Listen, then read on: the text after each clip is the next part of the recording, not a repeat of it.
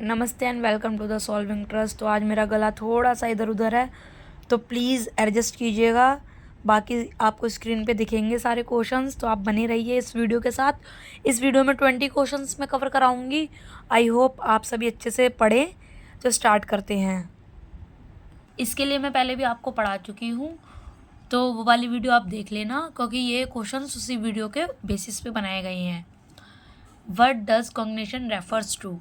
मैंने ही पहले बताया था कॉग्निटिव डेवलपमेंट किसके लिए रेफर होती है, थिंकिंग एंड अंडरस्टैंडिंग, बच्चे का माइंड कैसे वर्क कर रहा है। जहाँ पे कॉग्निटिव डेवलपमेंट या कॉग्निशन आ जाए तो समझ जाइए वहाँ पे बच्चे की थिंकिंग और अंडरस्टैंडिंग के बारे में हम बात कर रहे हैं। Next, who developed the stage of cognitive development? किसने कॉग्निटिव डेवलपमेंट का विकास किया था? कौन थे वो?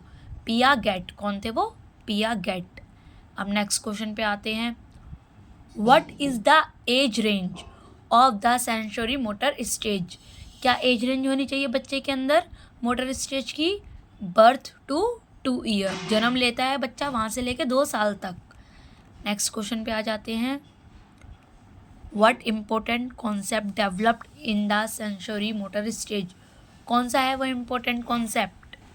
Object permanence. आ जाते हैं नेक्स्ट क्वेश्चन की तरफ। What does object permanence means? क्या है इसका मीनिंग? तो इसका आंसर बच्चों हिंदी में आ गया है, तो मैं इसे इंग्लिश में बता देती हूँ क्या होगा। Thing exist even when it is not visual. ये इसका आंसर रहेगा। हम जैसे बच्चों को बोलते नहीं हैं कि इमेजिन करो कि ये चीज़ है, यहाँ पे रखी हुई है, लाइक दैट।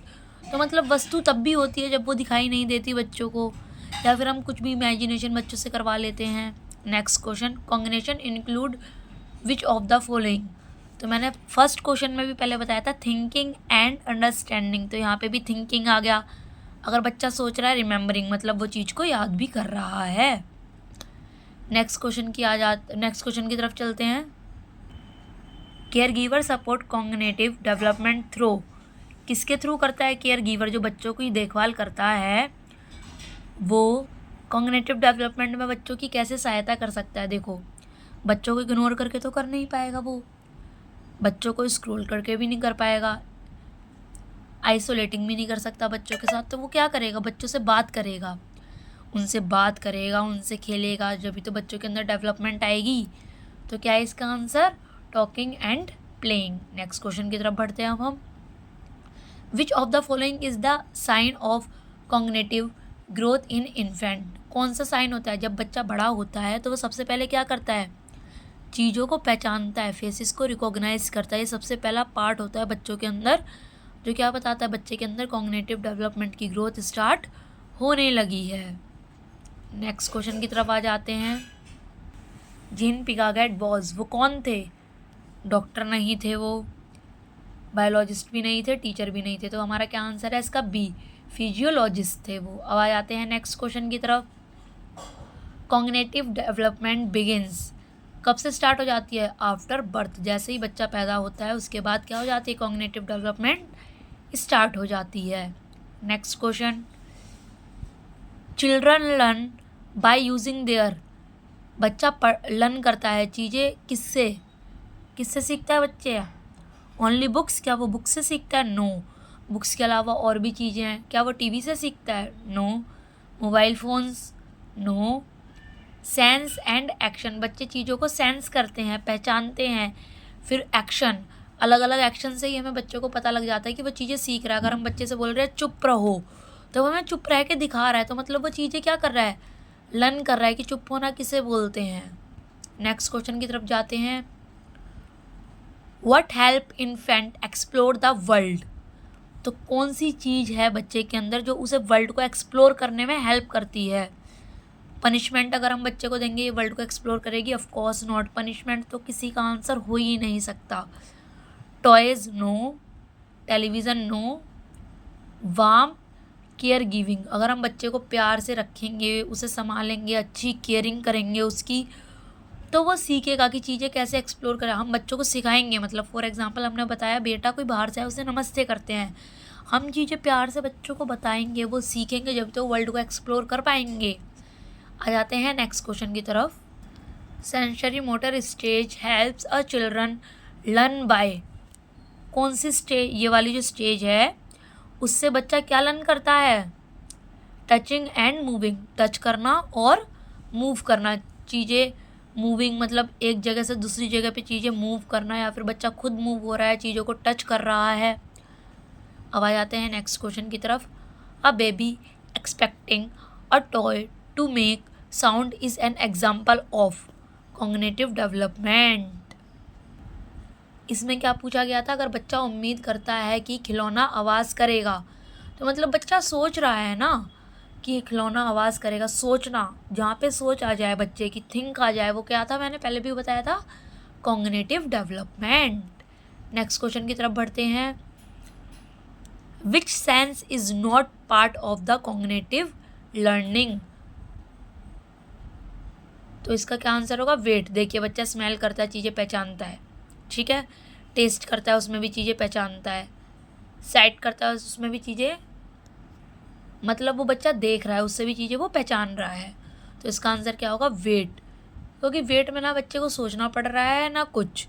अब वो चीज़ें देख रहा है पहला, तो वो मतलब सोच रहा है, उसके दिमाग पे असर जा रहा है। स्मेल कर रहा है, जब भी उसके दिमाग पे असर जाएगा कि ये किस चीज़ की स्मेल है। टेस्ट करेगा तो बच्चा टेस्ट को पहचानेगा। अगर वो फिर से सब्जी खाएगा तो उसे याद आ जाएगा कि हाँ ये टेस्ट तो उस वाली सब्जी का है। तो इसका मतलब क्या है? बच्चे ने अपने दिमाग पे जोर डाला है।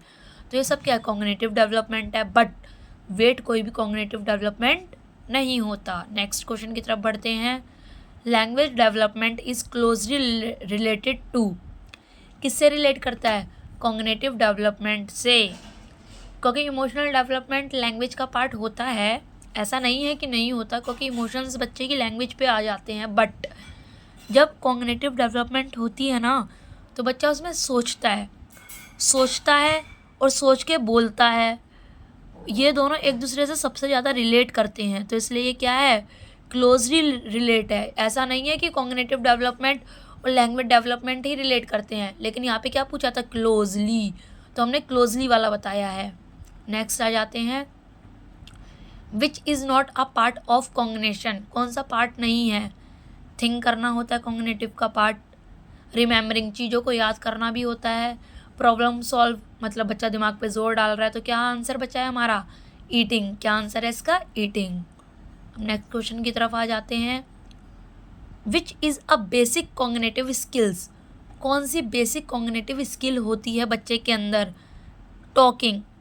अगर बच्चा बोलेगा तो उसके दिमाग पे जोर जाएगा, वो चीज़ें समझेगा। तो मतलब कॉग्निटिव थिंकिंग से रिलेट करता है।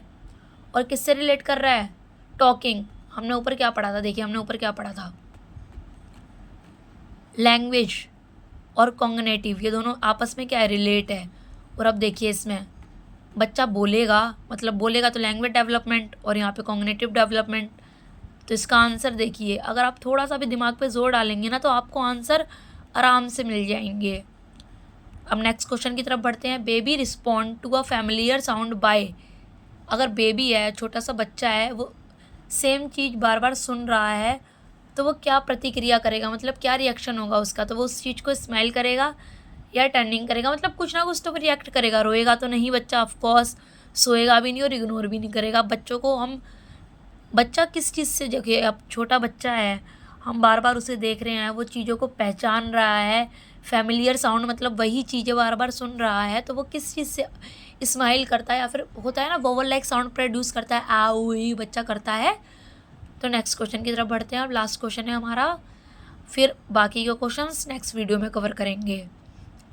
Y is early cognitive stimulation important? क्यों इम्पोर्टेंट होता है? क्योंकि ये ब्रेन को बूस्ट करता है, इसमें ब्रेन डेवलपमेंट होती है हमारी। कॉग्निटिव, देखिए थिंकिंग एंड अंडरस्टैंडिंग, मतलब वो ब्रेन पे जा रहा है, थिंक कर रहा है, बच्चा सोच रहा है, किसी चीज़ को समझ रहा है, अंडरस्टैंड कर रहा है, तो वो सब क्या है? ब्रेन को बूस्ट कर रहा है। इससे क्या हो रही है? हमारी ब्रेन की डेवलपमेंट अच्छी हो रही है।